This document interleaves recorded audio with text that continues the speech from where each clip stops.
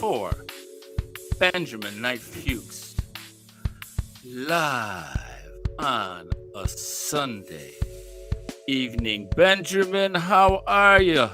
Well, greetings, my friend Liam. Nice to see you, buddy. Nice to see you too, my man. How's it going? Doing awesome. Thank you. Happy Sunday to you. Happy Bastille Day. Happy Bastille Day. It's Viva Bastille la Day. France. Is that when they stormed the Bastille? When they stormed the Bastille. Sort of like January 6th? Yeah. January 6th, I don't want to get all political here, but January 6th was style. our version of storming the Bastille. Yes, it was. Anyway, I read an interesting article this week. Okay. Autism's a thing. I hear about it all the time as a nutritionist and as a pharmacist, and people attribute vaccinations and other things to autism. I read this very interesting article, so I thought we would talk a little bit about autism, what's now called actually autism spectrum disorder. Autism spectrum. It's actually called autism spectrum disorder. And the reason it's called autism spectrum disorder is because they used to have a bunch of different diagnoses that were similar to autism: attention deficit disorder, Asperger's syndrome, mental health kinds of disorders, and they separated them out from autism. Now they consider them all to be part of a spectrum of disorder or of diseases, mental health issues, and they call them autism spectrum disorder. So if you're going to be correct, politically correct, you got to call it ACD or ASD, ASC, autism spectrum disorder. Some people say autism spectrum condition, but either way, it's a spectrum. And you can be, as my friends sometimes will say, he's on the spectrum. You ever hear people say that? He's on the spectrum. Sure. That refers to the autistic spectrum. The key to understanding autism comes from the word aut, or the prefix aut. What is aut? What do you think of with auto? Aut, self. You're doing it yourself. When something's automatic, it does it itself, right? So auto refers to self. And somebody on the autistic spectrum disorder, autism spectrum disorder, autism disorder spectrum, somebody on the spectrum will not be able to interact with the outside world effectively. They'll either be super sensitive to stimuli, or they won't be able to interpret stimuli. Sometimes people will not understand social cues correctly. Like, for example, me and you having a conversation here, there's a lot of subconscious things that are happening as we're talking. I stop talking. Hopefully, I stop talking when you talk. You stop talking when I talk, and we kind of navigate. It's a dance, sort of. And in order to accomplish or to be good in this dance, in this communication dance or relationship dance with other people, you've got to be sensitive to cues. Autistic people are within themselves, self. They're not sensitive to outside cues, or they're not able to work with outside cues. Fascinating. I had not realized that was a feature of the condition. Okay. That's how the condition is. And so I don't know if you've ever seen an autistic kid. Sometimes they're really sensitive to noise. Sometimes they can't communicate. They can't talk. Or they can't emote correctly. They get angry quickly. Asperger's syndrome is something that can happen to adults. Autism actually does occur in adults also. And Asperger's syndrome is a type of disease that's on the spectrum, as they say, where people can't communicate correctly, or they have social anxiety disorder, or they somehow feel awkward in situations. And everybody feels a little awkward sometimes in social situations, but these people are pathological about it. It really affects their lives. So the thing about autism that's very interesting is rates have been increasing dramatically. I remember in the early 2000s, they talked about rates doubling, went from like 1 in 100 to 1 in 50 or so. But since 2010, it's doubled again. Oh my God! It was around 1 in 30. Yeah, it was around 1 in 40 people or so in 2010. Now it's 1 in 70 or 80 people. So the rates are increasing. Autistic rates are increasing, and nobody really knows why. But I read this interesting article today, this week. You could post up the first article, and it just reminded me of the triangle of disease. Now, I've always said autism is a digestive condition. It is initiated in the digestive system. There's obviously, whenever you have an emotional or mental health challenge, there are environmental, emotional, and mental issues. Sometimes trauma is involved, but not always. But what seems to be in common is there seems to be a gut or digestive problem associated with this condition. And I read a book many years ago, probably about 10 years ago, called The Gut and Psychology Syndrome by a doctor named Natasha Kinsky-Campbell. Anybody who is interested in this subject of the relationship between the gut and the brain, where she says the gut and psychology syndrome issue, you should read this book. It's a really cool book, and it has a lot of very interesting information, a lot of helpful information. So I knew about the relationship between autism and mental health conditions in general, including, by the way, dementia and problems with the microbiome, so-called dysbiosis. We always talk about dysbiosis. It's the first point on the triangle of disease. So anytime you have a chronic health condition, anytime you have a health challenge that does not resolve itself as it's supposed to, or as it would under ordinary conditions, you have to backtrack to the intestine, to dysbiosis, that is messed up gut bacteria, and a leaky gut. So it was no surprise to me, but I was very pleased to see this article is now on a mainstream news site, and is now being accepted by the mainstream. So this is the article I read. If you could post that up again. And then if you pop that up, actually pop up the second article. This was an article that I just got off the web, off of, I think, Yahoo. This is from Medscape. Gut biomarkers accurately flag autism spectrum disorder. It turns out that there are little pieces of bacterial membrane, membranes of bacteria that live in the small intestine. Quick review. Bacteria is supposed to be in the large intestine, not the small intestine. The small intestine is a source of nourishment for bacteria because there's food there, not so in the large intestine. In the small intestine, if you have bacteria there, you're going to have a problem because now you have a medium for bacteria to ingest, to eat, to nourish themselves with, which is the food you ate. So this condition called small intestinal bacterial overgrowth is associated with leaky gut, and this is where it all happens. This is where it all begins. SIBO, they call it, small intestinal bacterial overgrowth, dysbiosis, messed up gut bacteria, if you want to speak colloquially. It's a disturbance in the microbiome. This disturbance in the microbiome causes a leaky gut, and literally pieces of bacteria called LPSs, lipopolysaccharides, will leak into the bloodstream and initiate inflammatory reactions in the nervous system, the brain, everywhere in the body. This is all health challenges. This is all of them. It's so simple that it's too simple. LPSs, lipopolysaccharides, are such a significant initiator of the inflammatory response that they'll actually give LPSs to rats and rabbits and animals when they want to test their drugs, their anti-inflammatory drugs. They'll use LPSs to stimulate an autoimmune or an inflammatory responses. So LPSs are also associated with autism spectrum disorder, and they're actually biomarkers. They can look for them. Next slide, Liam. This is an article on the gut-brain connection. Research in mice identifies possible mechanism linking autism and intestinal inflammation. It's not a possible mechanism. It's the mechanism. It's the way it works, and it works that way with autoimmune diseases and arthritises and dementias and skin problems, the whole shooting gallery, the whole kit and caboodle. And this is so cool because, number one, it answers the mystery of chronic degenerative diseases, and particularly ones that involve the immune system, like autoimmune diseases, which affect millions, tens of millions of people, as well as other chronic health challenges. Especially, it's important for folks who are dealing with skin issues, which can be really problematic because they're on the outside of your body. So now you're dealing with psychological, and especially in kids, psychological and mental health issues. Anyway, if you pop that up again real quick, Liam, that last slide. So this is another article on the gut-brain connection that identifies a possible mechanism. This one's from Harvard. Next slide.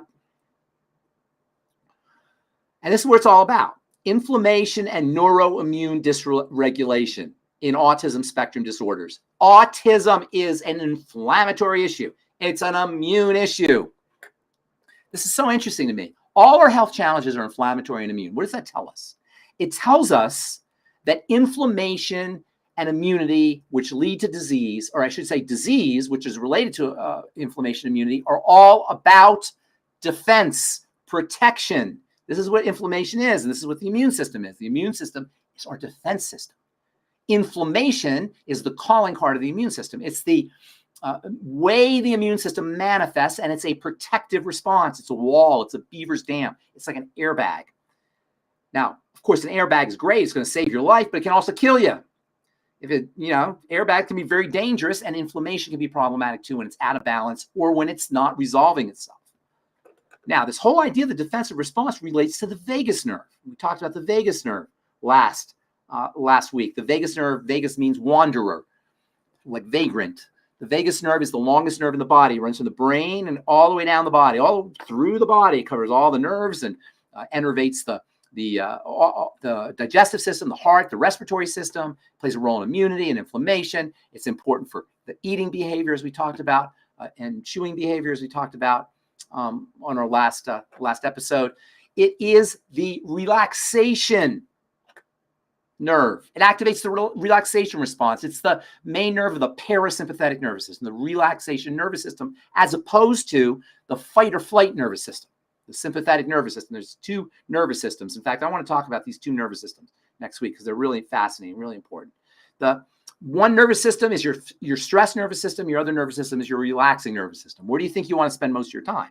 The relaxing nervous system. Where do you think you are when you're sick?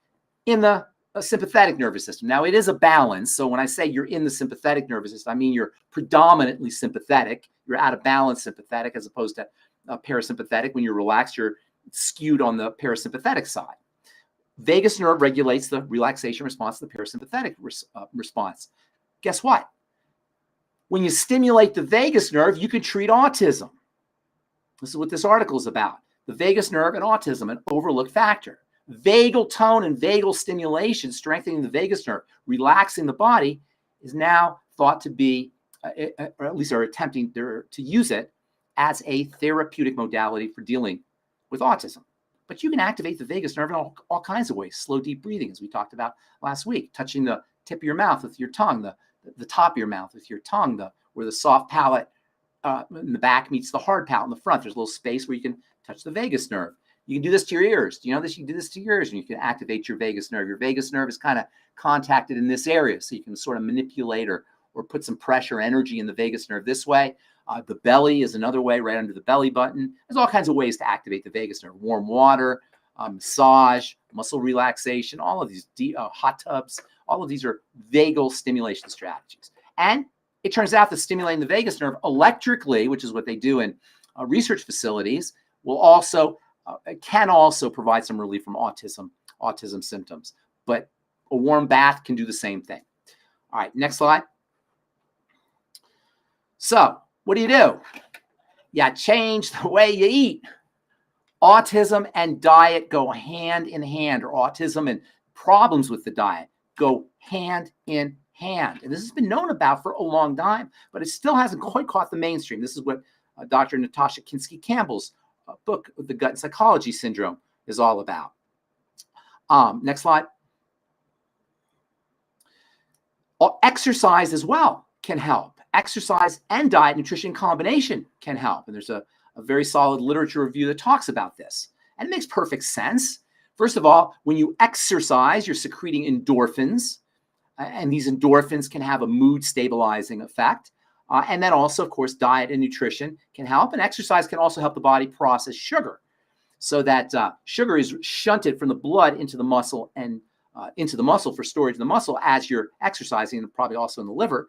And it'll drop. Your blood sugar will drop. So autism, by virtue of its connection with digestive health, also has a connection with insulin resistance and diabetes and blood sugar problems, or hypoglycemia, low blood sugar. And of course, it also leads to problems with cortisol and this whole triangle of disease that we talk about all the time as the basis, as the underlying cause of all chronic degenerative diseases at play here with autism, as well as other chronic illnesses, chronic degenerative illnesses.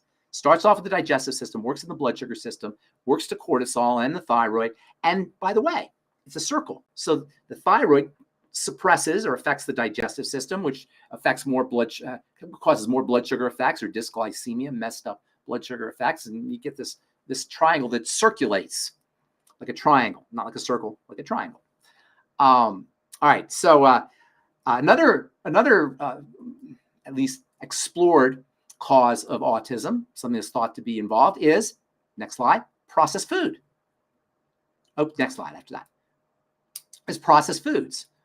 Could eating processed foods while pregnant, this is the mom, we'll talk about the mom here in a minute, but processed foods, mom eating processed foods, mom eating McDonald's, mom eating Doritos, mom eating whatever, French fries, Twinkies, cereals, all of, 80% of the calories, maybe more. Now it's 90% probably the calories we eat come from ultra processed food. They say processed food, but it's really ultra processed food.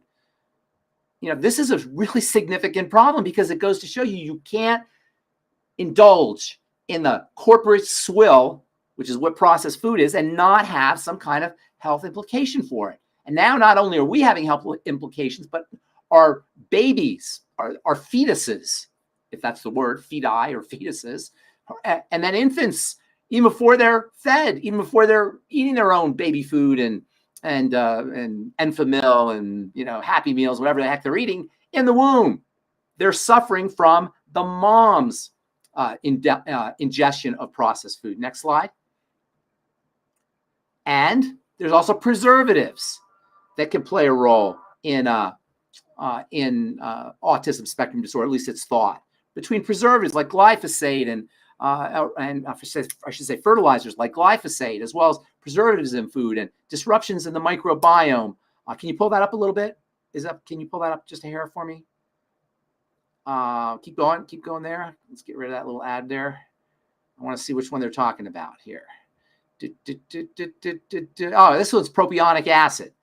Okay, propionic acid actually is not one of the, there's worse preservatives than propionic acid, but that is a fatty acid that's secreted by bacteria, and it plays a role in how bacteria talk to each other in the intestine. So it's thought that propionic acid, exposure to propionic acid may disrupt the microbiome of the mom, and that may lead to problems with the autistic child. Next slide.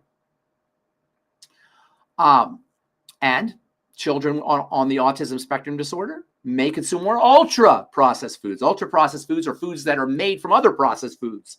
Processing is just cooking and chopping and macerating and mashing and boiling and all the things you do to foods. Ultra-processed is when the components of the processed food are themselves processed.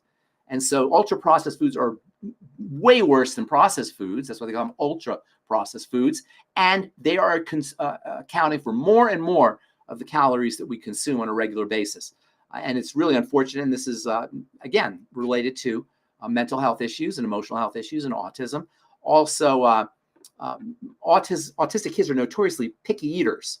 They like foods, or they can like foods, a lot of them, that have a certain crunch to them, texture to them, softness to them, high calorie foods. So they're especially susceptible to the siren calls of Twinkies and French fries and pizza and McDonald's hamburgers and tacos and all the foods that we all eat. But autistic kids tend to be especially prone towards indulging or enjoying these kinds of foods as opposed to vegetables or healthy foods. And this is really one of the problems associated with autism, with treating autism, is that the kids don't like to eat well.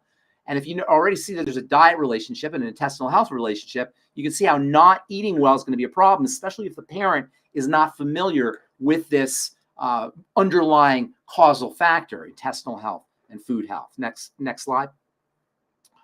Okay, so what do you do about it? Well, there are nutrients you can use, first of all. The B vitamins are phenomenal for the brain, for everybody. They call the B vitamins the anti-stress vitamins, and that's because they give the body energy. When the body has energy and when it has resources, it feels good about itself. I've been in the skincare business now for 40 years, and one of the secrets I learned about skincare formulations, if you can drown, saturate, drench the skin cells specifically, with nutrients, the skin will be so happy. It'll make collagen, it'll make moisture factors, it'll make healthier skin for you. This is true internally, and this is why pounding nutrition is so important. Not just supplements, but good food, quality food. Not calories, because those represent work, but resources. Resources means vitamins, minerals, aminos and fatty acids, and certain phyto or plant nutrients. These are things that the body can use to make things. And when body feels like it has resources to make things, it's going to make things. It's going to build tissue. It's going to repair. It's going to anti-age. It's going to reduce inflammation. It's going to fight disease. It's going to support digestion and absorption of nutrients. This is why it's going to help repair leaky gut. This is why I'm so big on nutritional supplementation. No surprise.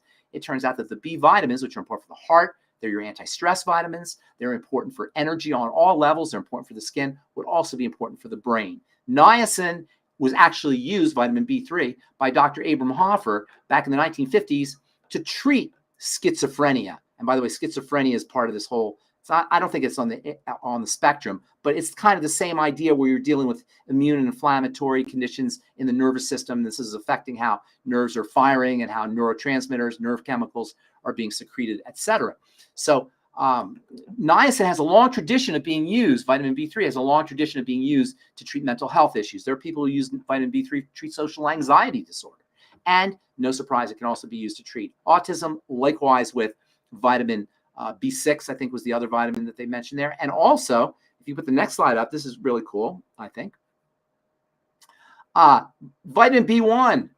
This has got to be, I'm not going to say it's my favorite vitamin because I got a few that I really love, but it's one of my favorite vitamins because it's so useful for the most important part of the body when it comes to how we perform and how we function, and that's the nervous system. Thiamine is a nervous system vitamin. It also is involved in helping the body process sugar. There are many illnesses that are associated with both sugar processing and neurology, and by virtue of its ability to improve sugar processing and neurology, thiamine is incredibly valuable for the brain, and it's depleted by sugar.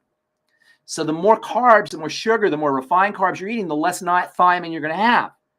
And one of the causes of thiamine deficiency is mental health problems, including attention deficit disorder and emotional problems. And there's Werner-Korsakoff syndrome, also known as alcoholic psychosis. Now it turns out that there's a relationship between autism spectrum disorder and thiamine, at least in terms of treating autism spectrum disorder with a specialized form of thiamine, vitamin B1. You don't need a specialized form. This is a tetrahydrofuryl disulfide form. You can just do the plain old thiamine that you get in most vitamin supplements, or of course, we love the Beyond Tangy Tangerine from Longevity. That is a wonderful source of thiamine. Thiamine is also very important, by the way, just as an aside, for enervating the intestine. Chronic constipation can be caused by thiamine deficiency. Of course, chronic constipation can be one of the causes of SIBO. Chronic constipation can exacerbate intestinal problems. So you can see why this is such a valuable vitamin. You do need some pretty significant doses of thiamine. The RDA, as with all RDAs, is pathetically low. It's not there to keep us healthy. It's there to keep us from being diseased. This is how the medical model thinks. It keeps us from being diseased, but it doesn't. It's there to keep us from being diseased, but it's not there to keep us maximally healthy. Not that I'm knocking on the medical model, because keeping us disease-free is a very a worthy goal, of course. But we deserve more than just not having a disease. We deserve to be maximally healthy and strong. So you need a lot of thiamine, 100 milligrams a day, 200 milligrams a day, even 300 to 400 milligrams a day of thiamine. If you're chronically constipated, by the way, thiamine may be just the answer for you.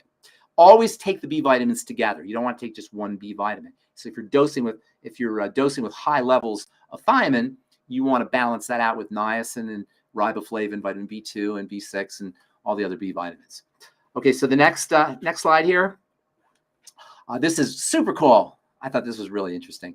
Autism risk determined by the health of the mom's microbiome. So mom, you got to take care of your health. We talked earlier about how deficiencies, nutritional deficiencies that mom experiences can be a problem. So can problems with mom's microbiome. So can problems with mom's blood sugar. So can problems with mom's cortisol levels. So can all health issues, inflammatory health issues that mom is dealing with. Those can all be involved, not just in autism, but also in eczema, childhood acne, ear infections that kids often get. All of these can be, or asthma, respiratory problems. All of these can be related to problems with mom's microbiome.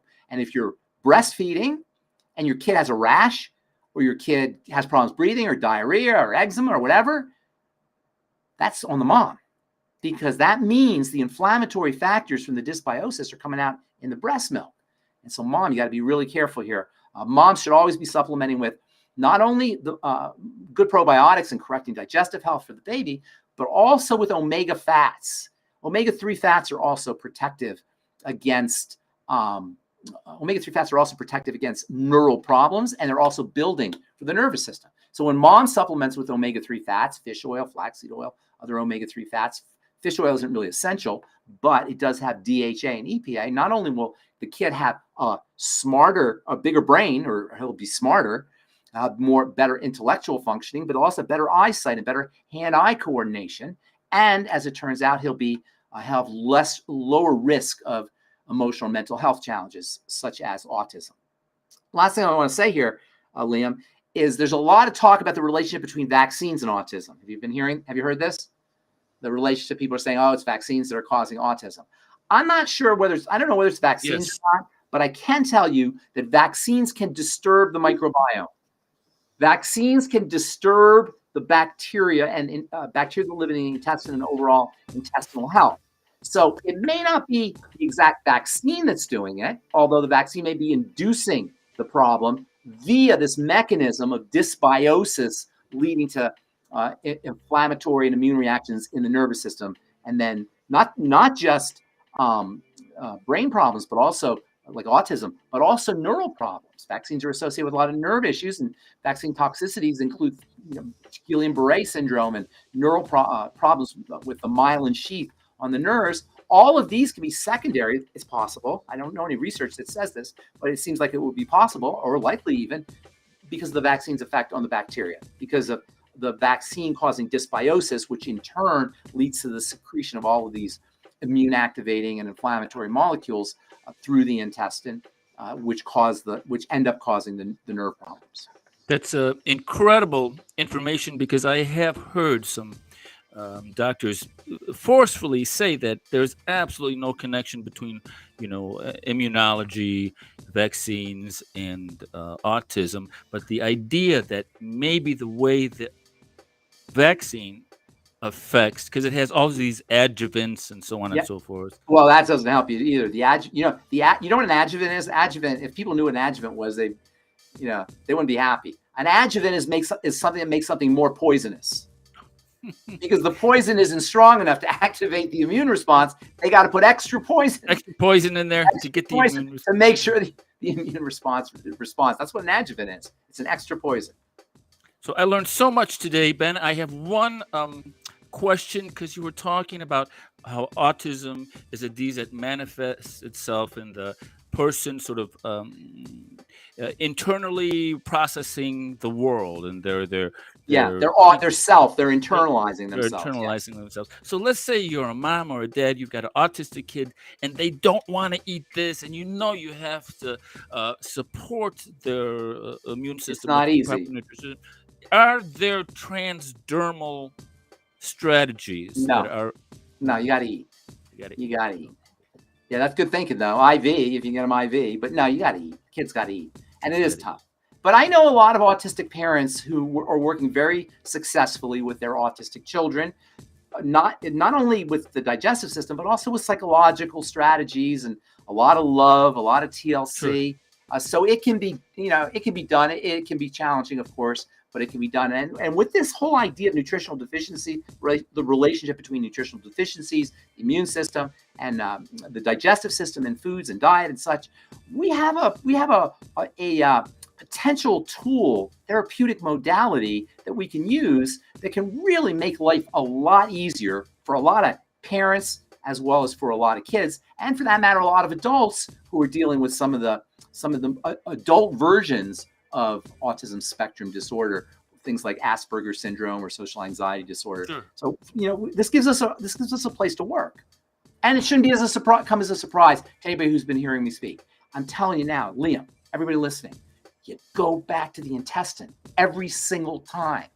Dysbiosis, leaky gut, secretion of toxins into the bloodstream. Every time you work on digestive health, do a food diary, eliminate problem foods, make sure you're supporting intestinal health, make sure you're supporting digestive health with apple cider vinegar with your meals, and digestive enzymes with your meals, and bile salts, and chewing your food. Just chewing your food can be a great strategy for stimulating digestive juices and for improving the digestive process by pre-digesting the food in your mouth and activating it with saliva. There's so many ways that we can actuate good health, reverse chronic degenerative disease, eliminate the possibility of chronic degenerative disease, and live longer, all without the medical model, without drugs, without pharmacists, without doctors. We can do this on our own. So would you say digestive health is on the top of the triangle? No, it's the first point. It's the first point. First point. The top of the triangle is the jumping off point. The top of the triangle is where you jump off into cardiovascular disease, mental health problems, immune problems, autoimmunity, skin issues. So that's the jumping off point. The first point is the digestive system, then the blood sugar system, then the adrenal thyroid axis, and then it's the jumping off point, but then also you go back down again. See, it's a circle.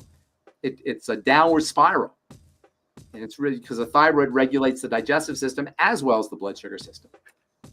Fascinating way to look at health, my man. Awesome. All right, Ben. Thanks so much for Thank you. a fascinating. We'll see you next week. Thank you so much, Liam. Autism. Thank everyone for watching. Leave your questions and comments on the platform that you're checking the podcast out on, and we'll see you next Sunday. Take care, everyone. Thanks so much for watching. Au revoir.